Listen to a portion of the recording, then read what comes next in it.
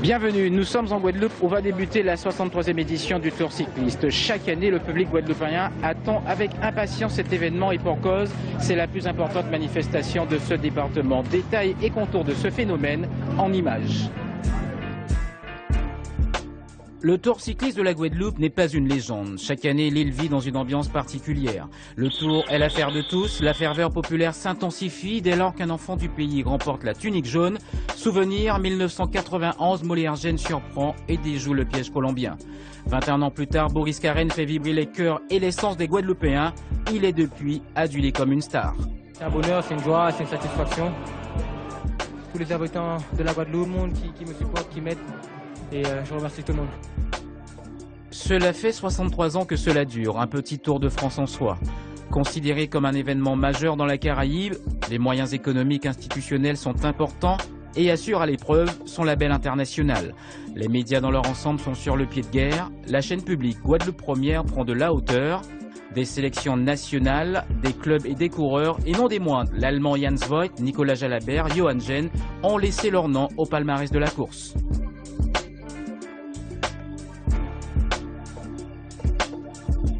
Le Tour est devenu le premier sport guadeloupéen. Avant, on était footballeur. On est devenu athlète avec l'avènement de Roger Bambuc. Mais le Tour est devenu le sport majeur de la Guadeloupe. Et il ne l'était pas avant. Au départ, les coureurs guadeloupéens étaient un petit peu livrés à eux-mêmes, parce qu'ils ont fait quelques petites révolutions. Et à partir de là, il y a eu une avancée. On s'est un petit peu plus occupé des coureurs. Et en dehors de ça, beaucoup d'étrangers venaient. J'ai vu aussi un grand coureur costaricain qui s'appelle Delgado, qui a dû être 3e ou 4e d'un des tours cyclistes, et beaucoup d'autres coureurs étrangers qui venaient ici. L'arrivée des Colombiens en Guadeloupe. On les a annoncés comme des coureurs normaux, mais ça n'était pas des coureurs tout à fait normaux. C'était en 72. Ils ont gagné pratiquement toutes les étapes. Et surtout, leur façon de grimper. Leur façon de grimper, le mur de Saint-Claude et l'estomac à Frédéric. Tous ces coureurs venaient quelque part ici se faire aux compétitions à étapes. Parce qu'il ne faut pas oublier que notre tour a fait quelques 12 étapes à un moment. On avait l'impression que le Tour cycliste de la Guadeloupe en étape était un peu l'antichambre des grandes compétitions à étapes ailleurs. Et les coureurs guadeloupéens se formaient. Il y a eu des départs à l'Institut national des sports ou dans d'autres pays. Ils allaient se frotter à d'autres coureurs ailleurs au lieu de rester dans notre petite boucle entre nous. Mais ça a débouché forcément sur le fait que des Guadeloupéens participent au Tour de France. Ça, on n'avait jamais vu ça. Mais tout est parti de ce que je raconte, tout est parti de ce que je dis, parce que ce sport est devenu le sport guadeloupéen par excellence. Pourquoi le Guadeloupéen s'est-il à ce point attaché à son Tour cycliste? Peut-être parce que l'histoire du Tour est liée à une partie de celle du département. Mon Allemagne a créé le Tour en 1948. À l'occasion de l'abolition de l'esclavage, du centenaire. Et j'avais pas mal de collaborateurs à l'époque, il faut tout de même pas dire que c'est Camille Jabour seulement qui a créé le Tour. J'avais une équipe avec moi qui collaborait à match à cette époque-là. J'ai en main le match du premier Tour cycliste de la Guadeloupe. Vous voyez, organe officiel de la Fédération française de cyclisme en Guadeloupe. Vous voyez également que la manifestation était couverte par la Fédération française de cyclisme, donc c'était pas une course, comme on dit vulgairement, une course marron, mais une course bien officielle. Mes successeurs ont été à la hauteur de leur tâche. 2013. Ce tour est un vrai challenge pour la jeune équipe du comité régional. Présentation des équipes, c'est la partie officielle avant le départ. 8 équipes extérieures à côté des 15 clubs locaux. Première mission accomplie pour l'organisation.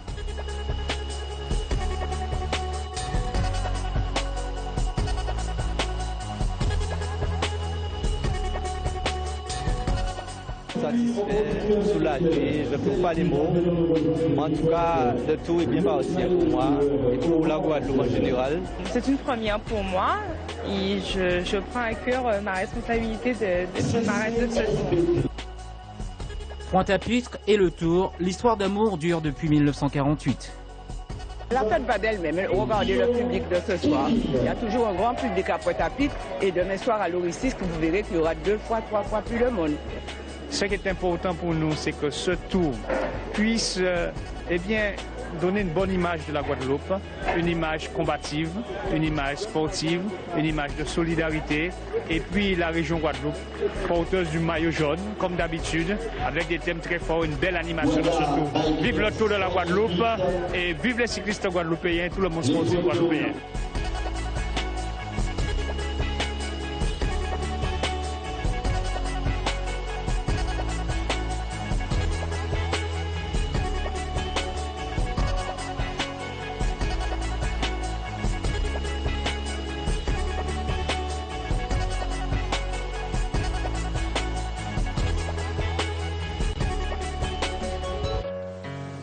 Comme à chaque fois, le public s'est déplacé en masse pour assister à l'événement.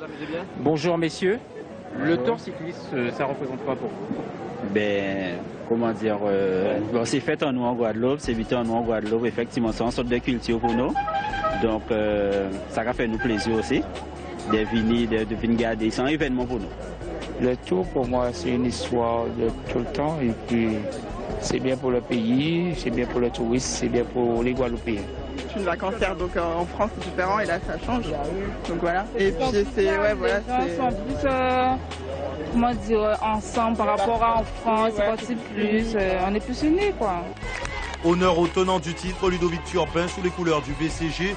Ils sont 5 sur ce contre-la-montre, mais seuls 4 ont le droit d'évoluer officiellement sur ce tour. Baroni Le Chevalier, tout comme d'autres coureurs, ne seront pas autorisés à prendre le départ.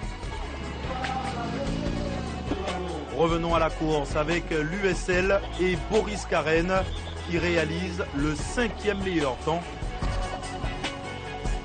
Il couvre les 4 km 600 en 5 minutes 33 secondes. Mais sur le plan local, il y a mieux. Il y a l'Excelsior, bien emmené par Martial Gène. Les Bémaossiens se classent 4e, 5,30. C'est leur chrono. Au pied du podium, le team Peltrac de Samuel Plouinec qui a brillé lors du Tour de Marie-Galante 2011. Une équipe à prendre au sérieux. On a essayé de donner de tout pour la victoire. Malheureusement, pour le moment, à l'heure actuelle, on est 2e. C'est pas si mal. Écoutez, on va laisser place à demain et puis physiquement, je pense qu'on est tous bien. On est tous bien, ouais. On est content d'être ici et puis on laisse place à demain. 5,24, c'est le temps canon du Luxembourg. Longtemps, ça a été le temps de référence. Mais les Luxembourgeois ont trouvé plus fort qu'eux la Lettonie.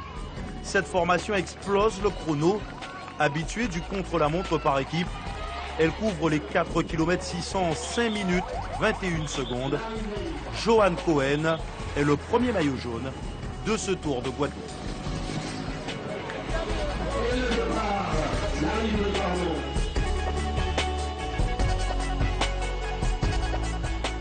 Ça fait pas que je viens au départ, j'aime bien le vélo, je trouve ça extraordinaire. Il faut vraiment beaucoup de courage, beaucoup d'efforts et puis c'est beaucoup de travail, hein. On dirait pas comme ça. Mais je trouve que là ça a l'air d'être bien organisé, 25 équipes quoi. C'est aussi du boulot, hein, parce qu'on voit déjà les coureurs, mais derrière il y a quand même quelque chose d'extraordinaire. Donc je leur souhaite bon tour. Faire du vélo, c'est comme nous, enfin, j'aime bien ça. Et vous, mademoiselle, le tour pour vous, c'est quoi? Je trouve que c'est très intéressant. C'est une journée où on peut observer, voir les équipes, différentes équipes courir, le départ et l'arrivée. Cet événement, c'est quoi pour vous? C'est un événement sportif et culturel de ce rencontre de la Guadeloupe. Merci. Mis à part le carnaval, bien sûr.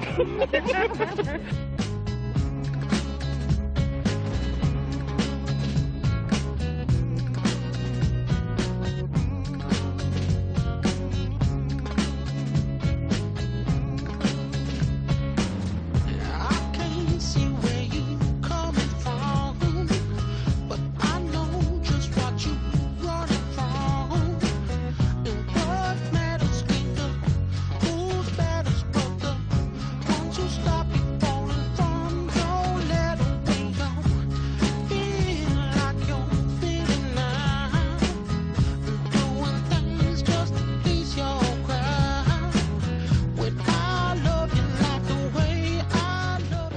Ça y est, c'est fini pour le prologue. Le tour est lancé.